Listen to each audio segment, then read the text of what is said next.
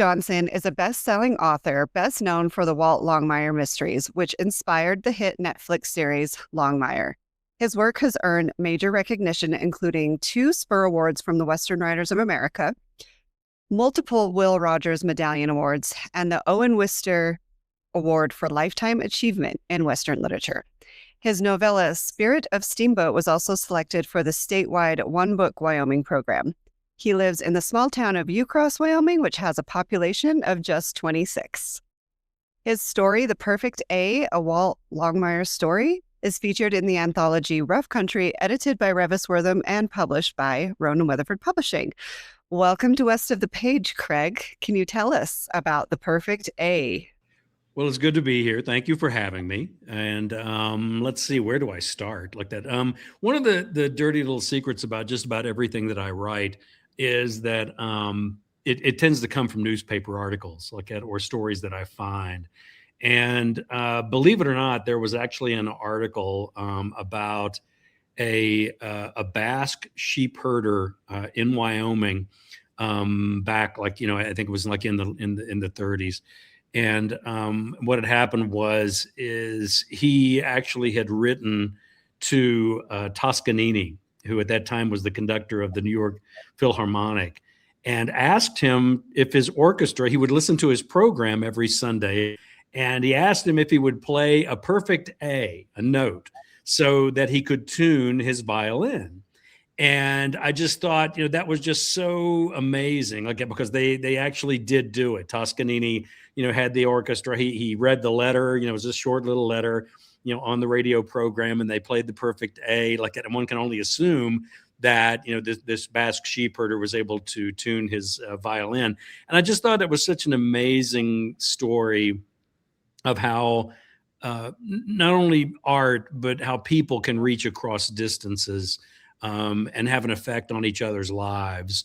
And especially someone as eminent, as the maestro, like that, as the head conductor for the New York Philharmonic, like that, to take it seriously enough that he would actually do that. I thought it was a wonderfully human story, like that. And so then the question became, okay, how do I turn this story into a Walt Longmire short story? Like that, I do these short stories every year and send them out.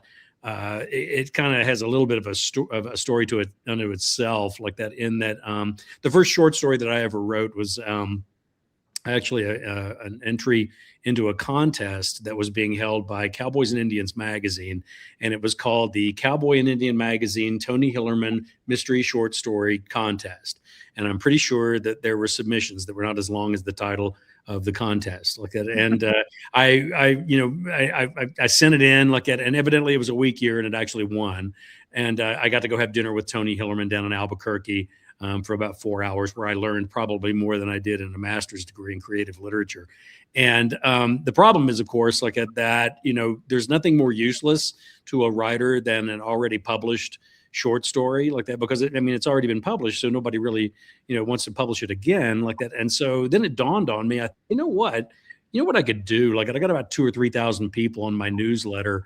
What I could do is on Christmas morning I could send it out to everybody, just on their email, and just to let them know how much I appreciate the fact that they support me and that they read my books and all of this, like that. And so I did it, like that. And I don't think I realized how much trouble I was making for myself until the next December rolled around, and I had all these people writing me and saying, "Hey, when do we get the free Walt Longmire Christmas story?"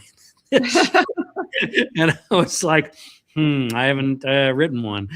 And so I had to sit down really quick, and write another one like that. And it kind of became tradition, so that every year I would write one of these like that. And so whenever Revis got in touch with me and said, "Hey, do you have a short story that you'd like, to put into this anthology?" All I did was just bring up, the desktop on my computer.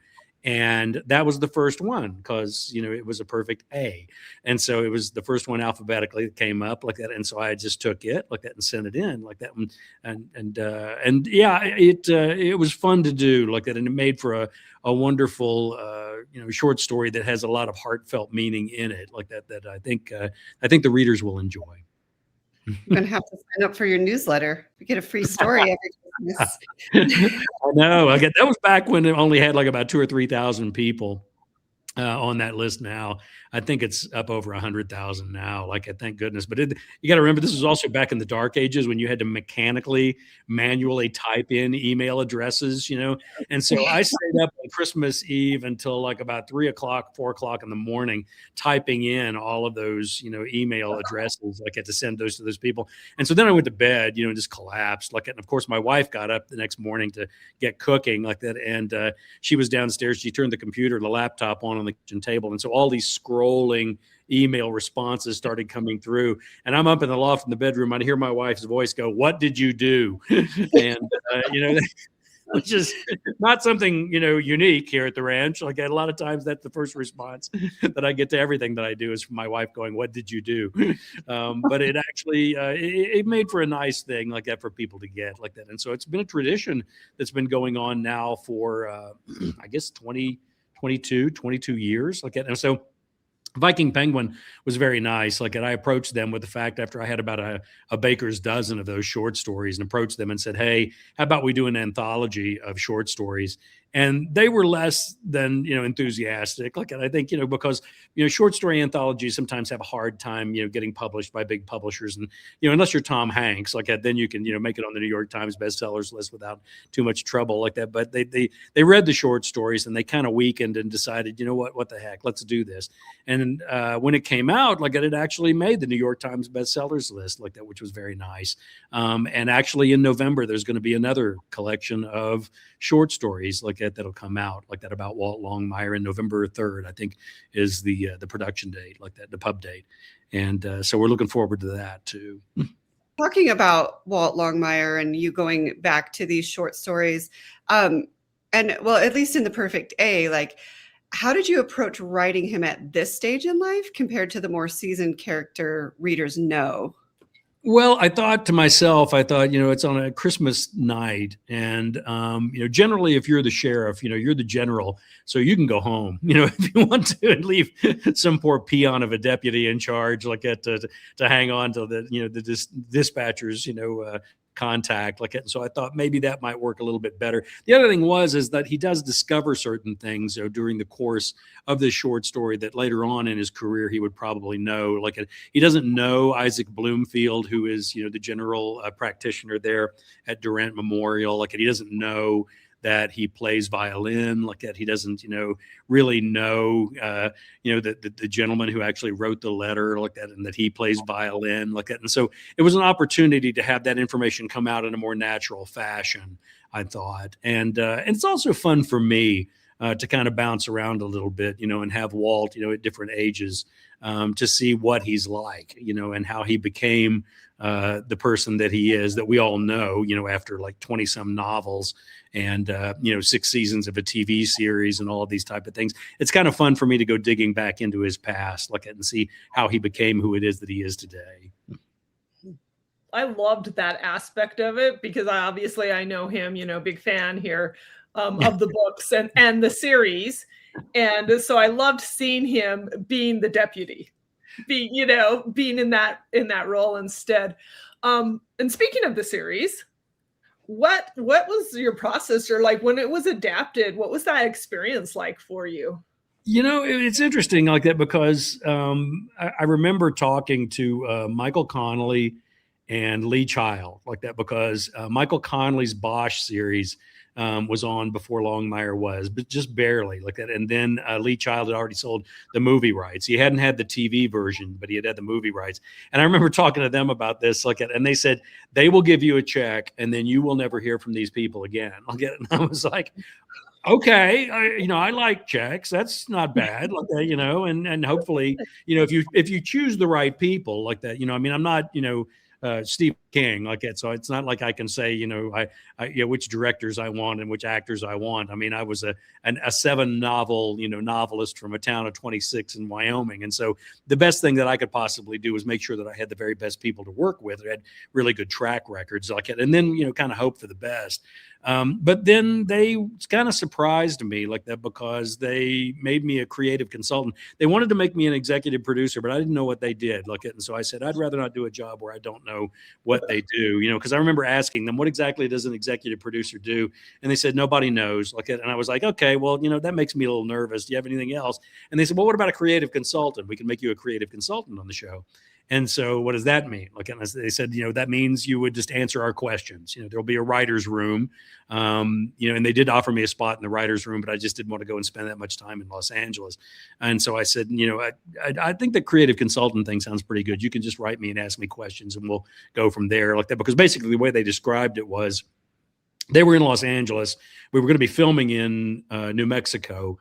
And, any questions that they had about Wyoming, about sheriffing, about the Northern Cheyenne, reservation, all these things that I'd been writing about, for 7 years, then they would have somebody at least on board that could answer those questions. And if I couldn't answer, if I couldn't answer those questions, I could find people that could answer those questions. And it led to humorous situations like, the phone would buzz. My phone is infamous for not working because, I forget it somewhere or I don't charge it and there's no battery power. And so every once in a while, though, they would catch it on the windowsill in our bedroom at the ranch here. And, it would, vibrate at like 2 a.m. because evidently TV writers are kind of like vampires. They only work at night. And so the thing would buzz and I would go over and I would pick it up, and I wouldn't even have my, reading glasses on or anything. And, the lights aren't on and I'm looking at this phone trying to see what it is that it says. And it says, we want to have a body wash off the Northern Cheyenne Reservation on the Powder River. And I would type, no, N-O, and then go back to bed. I wouldn't even make it back into bed before it would buzz again. And it would be the TV writers and they would be saying things like, you're just being difficult. And I would have to write them back and go, no, what I'm trying to tell you is that the Powder River runs onto the reservation, not off of the reservation. And at the time of year that you're having this episode, it's only going to have about 2 inches of water in it anyway. So not only is it going to have to be an extraordinarily skinny body, but it's going to have to do the backstroke, to get off of the Northern Cheyenne Reservation. So it made for some pretty humorous situations between the TV writers and me like that. And I would always try and find them answers, that would give a positive response because that's kind of what they're looking for. How can we make this happen? And so I learned those lessons relatively quick, and it turned out to be a really good, wonderful, working relationship. So wonderful, in fact, that they even sent me the DVDs of the actors that they were considering, for all of the different roles, and I got to have a say in that. And I remember, Robert Taylor, who I believe, Sabina, you say you made a remark that he's kind of handsome, and I have to follow that up and say, we were looking at Robert Taylor, and I was thinking, he's pretty good, And then about that time, that's when my wife sitting behind me said, "Oh my," and I turned at her and she goes, "He's handsome," and then she tried to make it better, but she made it worse. She was like, he's kind of like a TV version of you, taller, better looking, with a better voice, and so, I'm not a big a fan of Robert Taylor as I used to be. I don't know. You can like Lou Diamond Phillips then. Yeah, I can. He's okay. He's all right. Okay.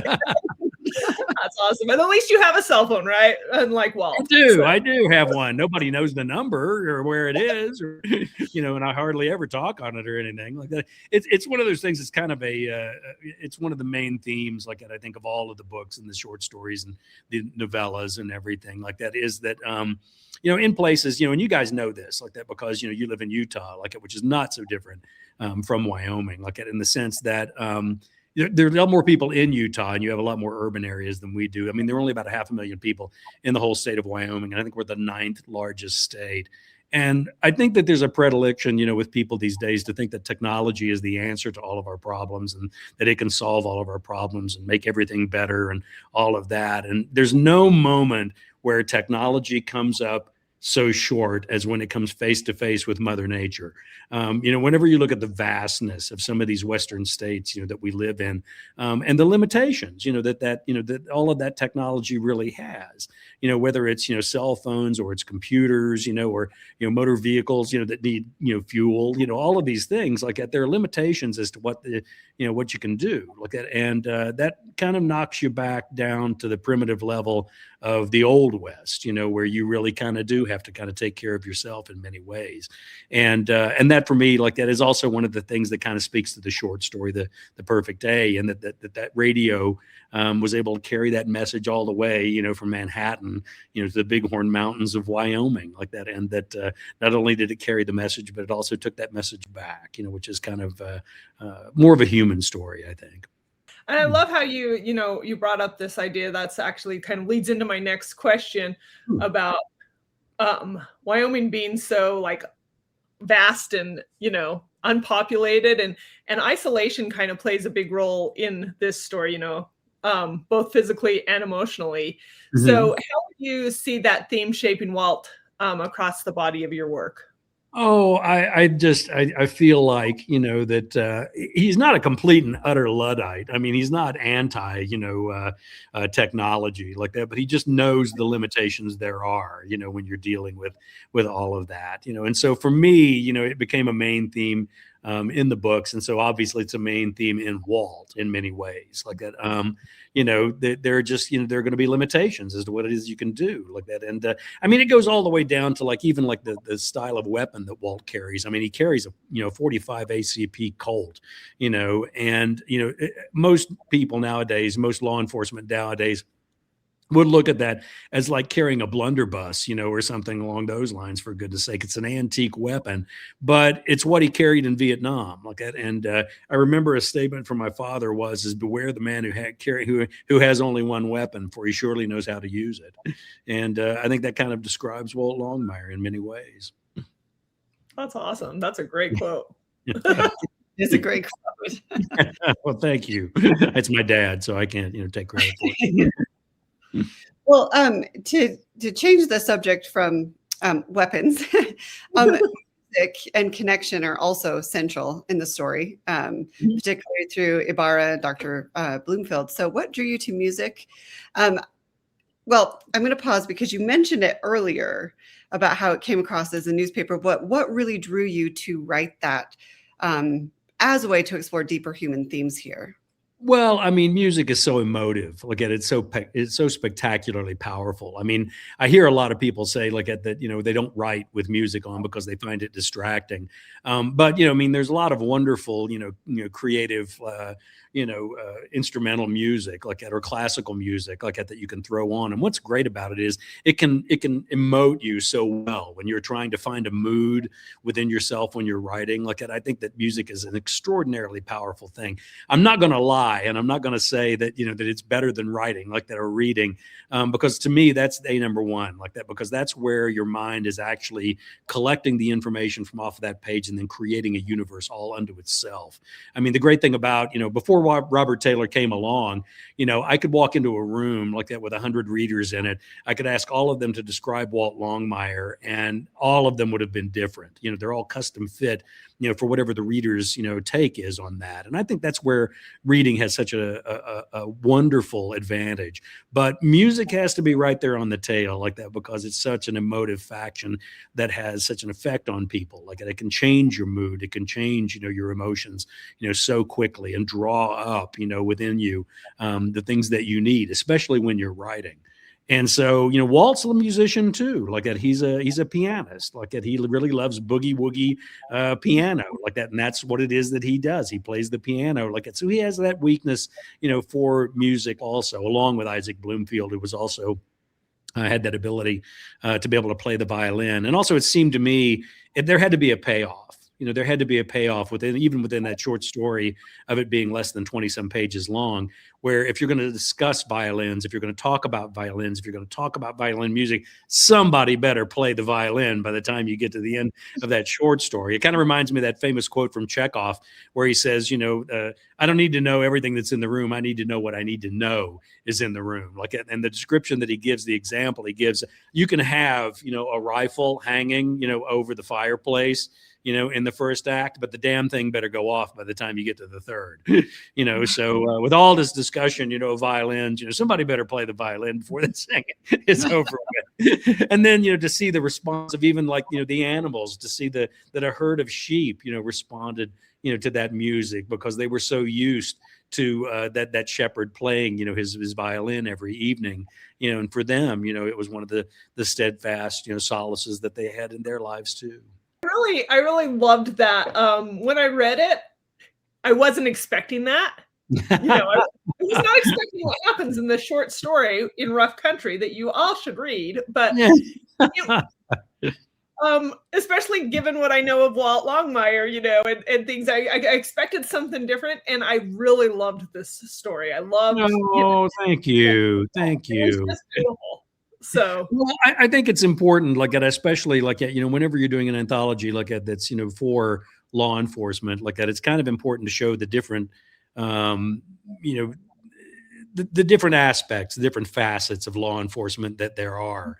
I mean, the fact that like, that Isaac Bloomfield calls up Walt and can't remember his name because he's the new deputy and doesn't know who he is or anything, but has to break the news to it that he thinks that this man might have had a heart episode like that. And he drove back up the mountains and the weather's bad. And, I may be totally wrong. This may not be the case at all. He may be perfectly fine, but I think it's one of those things that we kind of have to check on. I'm sorry to say like that. And so Walt gets drawn into that, like, and the fact that he actually has a history, even in the short amount of time that he's been with the deputy, been a deputy in the Absaroka County, that he's actually, that he actually, had that man, picked him up, because he was drunk singing on Main Street at 2:00 in the morning, like, and brought him into the jail, but didn't put him in the jail, didn't put him in a holding cell, and just put him on a bench, there, in the open area by the dispatcher's office, like, so that he would know when he woke up that he wasn't arrested, like that he was just being looked after like that, because an awful lot of the time,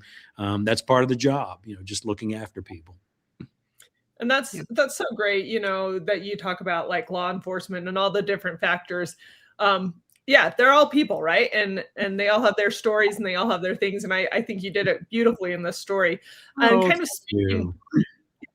speaking to that, when you knew that this was an anthology that was going to be benefiting the U.S. Marshal Service, what did that mean to you? Like, were you excited? Like, how did you feel about contributing to Rough Country? Oh, it was just a marvelous opportunity like that. I just, I think that, it's funny, like, because when I first started writing like that, this is about, like 21, 22 years ago, like that, everything in crime fiction was, very noir. It was all, alcoholic divorced detectives burying bodies in their backyards, and all this kind of stuff like that. And I just thought about all the people that I know in law enforcement who've like made incredible, sacrifices in their lives, like for the betterment, of our society, like it. And I just thought, well, what if, that kind of helped me to make that decision on, what it was that I wanted to write, like, because I thought, okay, and being a writer in many ways is kind of like being a police officer. If everybody's running in one direction, you probably need to be running in the other direction. Like, so I thought,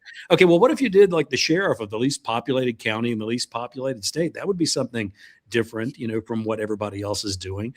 And I think that, it's kind of endemic, like that, that I owe a debt, to law enforcement and the people that make those sacrifices in their lives and doing these incredible jobs.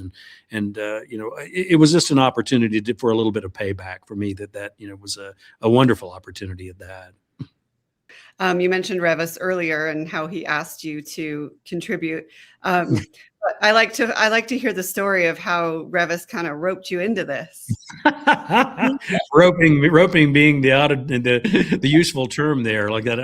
I don't know. He's like one of those guys that who says no to him. I mean, really, I can't imagine anybody who does, like, and he looks like, he stepped right off of the movie theater, off the screen, for goodness sake, with his with his twirled mustache, like that, and all of that, like that. And he's just a heck of a guy. He's just a really nice guy, like that. And so when he told me about it, the first thing I thought was, well, I can't tell him no. There's no way, like that. So I'm going to have to just knuckle under here, like that, and pick one out, like that. And then I didn't spend much time picking one out. Like I said, I just flipped open the laptop laptop, and it was the first short story that I saw. Because I mean, there were about, I guess 14 short stories that I had at that point in time for this new anthology that's coming out in November. And so, I probably could have picked, any one of them, but this one worked really, really well for me. I thought, kind of a little bit of what you had said, as far as it might be a little bit different from what people are expecting, from this type of an anthology like that. And that's what's so great about an anthology is that, it's like that, it's like that box of chocolates like that you can, pick one out, and, you'll pick one out and have that one like that, and hey, you liked it, but maybe you didn't like it so much like that, but, maybe the next one you'll like, or the one after that, or who knows like that. And so it does give you that kind of a variety as far as people's tastes are concerned, and I think that's the benefit of an anthology in many ways, and especially when it's an anthology of a number of different authors like that, they're all going to have a different take on this like that. And so I think that's kind of a joy too. Mm-hmm. Yeah, there are so many fun, different, interesting stories in this anthology, and I'm excited to see how it's received. I wanted to fall back to the question because I totally forgot I was going to ask it, but I was going to ask you, do you write with music, and I what do. kind of I do. I have. I'm in the guest cabin right now, but over at the ranch house, up in the loft where I write. I have a big, huge stereo, with great big, huge speakers like that, and then a whole wall of CDs like that. I'm still old school like that. If I want the music, I want to own the music. Okay. And so I've got a whole wall of CDs like that I have and I'm a big jazz blues guy like that, but then I also love classical music. And then I've also got a number of friends who are in the Motion Picture Academy. And one of the things, they don't do it now, but one of the things they used to do was they sent every member of the Academy all of the CDs for the soundtracks that were up for the Academy Awards. And I mean, it was like 50 CDs a year, that you would get, from the Academy and everything. And so they would all dump them off on me like that because, they didn't even have CD players anymore, for goodness sake. And so they would send them to me. And what's really wonderful about that is it's this incredibly emotive music.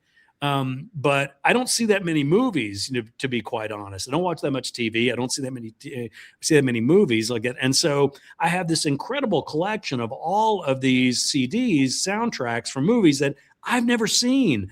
And so, it's great because I don't have any visual to go along with them like that, or any kind of an idea of, what kind of, what kind of visuals, they're trying to convey.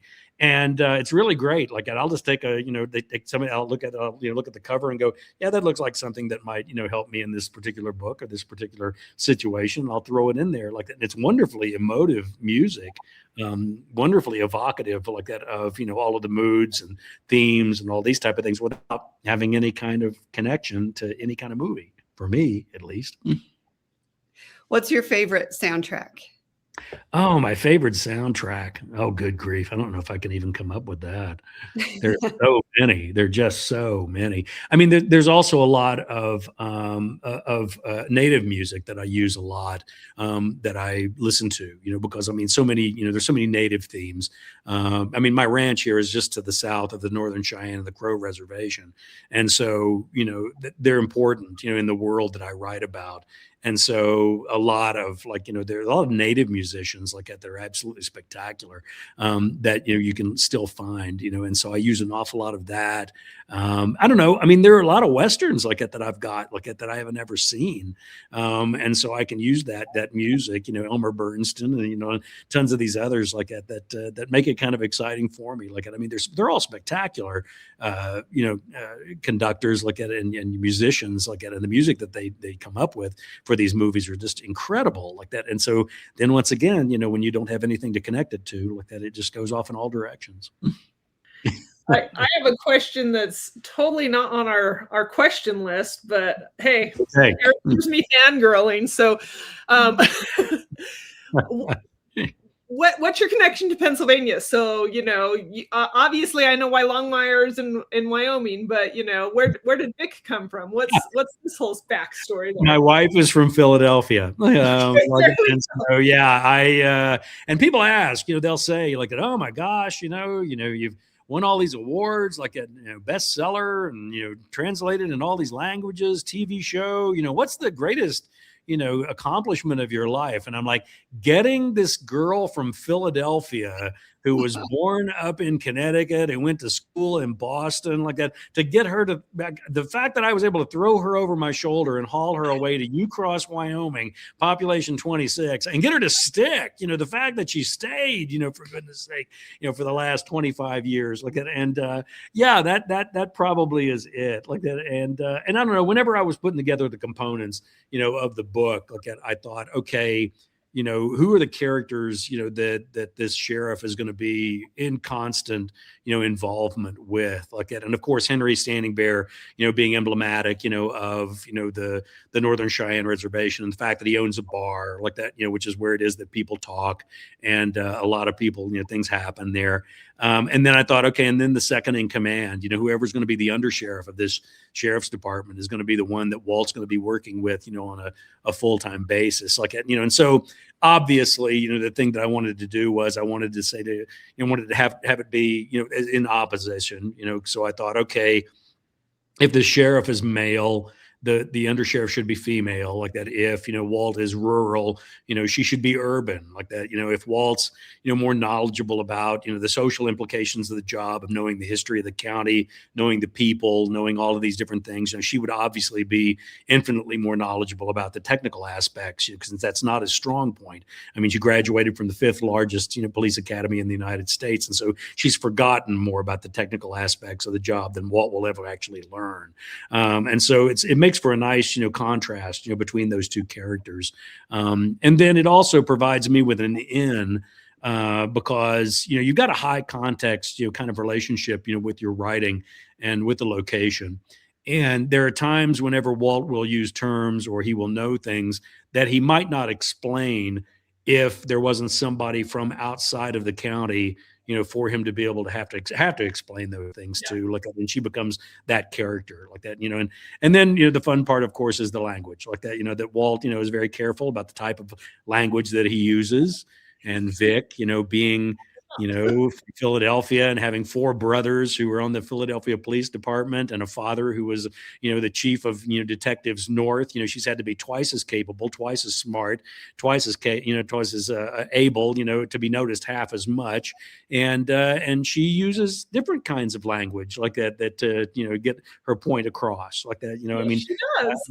I love that great quote from Clarence Darrow whenever there was a judge like that who jumped on him for using harsh language like that, and he says, well, I don't use it for shock purposes. I use it because there are few enough words that everybody seems to understand, and they all seem to understand those, and they seem to get the point across.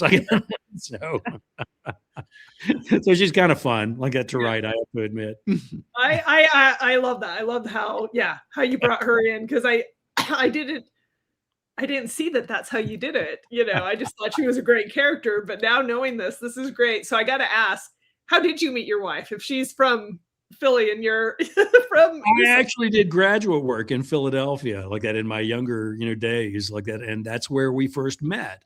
And it was one of those situations where, she was with somebody, I was with somebody, and we just became really good friends like that, and we just kind of stayed friends as the years went by like that. And then, of course, my relationship, didn't work out like that, and her relationship didn't work out like that. And finally, we just kind of looked at each other. It was like one of those bad movies from the 50s where the woman follows the guy around until he finally figures out that oh, wait a minute, it's you, you're the one like that. And so and that's when I scooped her up, put her over my shoulder, and brought her to Wyoming. And she's never looked back. It's been kind of wonderful, I have to admit. I think maybe with all of that she had done like that, in Boston and New York and Philadelphia, I think that she finally got to the point where she was just a little bit tired of the Eastern Seaboard and the big population base and all that kind of stuff. And so Wyoming seemed like a pretty good fit for her. Look at and here we are.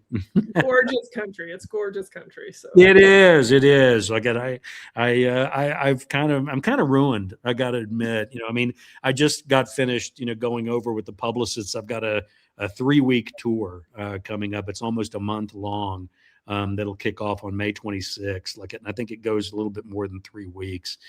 So it's approaching almost a month out there on the road. And I don't know, it seems like the publishers are doing less and less. They don't want to do as many tours like that, but they do tend to sell books when I go on tour like that. And so I've got that to look forward to. And I love it. I enjoy it because I get to go out and I get to, I mean, what better, who else has a job, where you get to go on a tour and walk into rooms where there are hundreds of people that want to tell you how wonderful you are and how much they enjoy what it is you do. That's kind of nice, like I don't see any problem with that. So, but I am, a little bit, used to not standing in line. I'm used to not, being in traffic. I'm used to, maybe even like the things that I wear, I have to kind of get a little cleaned up a little bit, for these tours like that, because, Judy has veto power over my hats. And as I was getting ready to come over and do this interview, she looked at the hat that I was wearing and said, "Are you going to do that interview with that hat?" And I said, "Well, yeah." She said, "No, I don't think you are." And took a really disgusting hat off my head and gave me this much cleaner hat to wear during this interview. Awesome. So if I look in any way representable, it's because she partially dressed me. So. She helped you out there. Absolutely. With the tour coming up, does that mean there's a new book coming out that you want to? Yeah, thank you for pointing that out. I tend to forget that, like that every once in a while, like that. But yeah, the new Walt Longmire book is called The Brothers McKay, and it'll be out on May 26th. And I'll be bouncing around all over the country for that one. And so it should be a fun one. I think everybody will enjoy it. It's I'm not coming to Salt Lake City for this one. I think they're holding Utah off because I've got 2 tours this year like that. I think they're holding it off for the one that's coming in November because I know I'm not going to Los Angeles. And so I think what they're doing is there's going to be a section of Southern California and then moving up into Utah and some other areas too. And so they kind of broke it up a little bit this year, which they always do with every book tour. Well, I will look forward to that. Cool. Yeah. We'll both show up. You'll be like, good.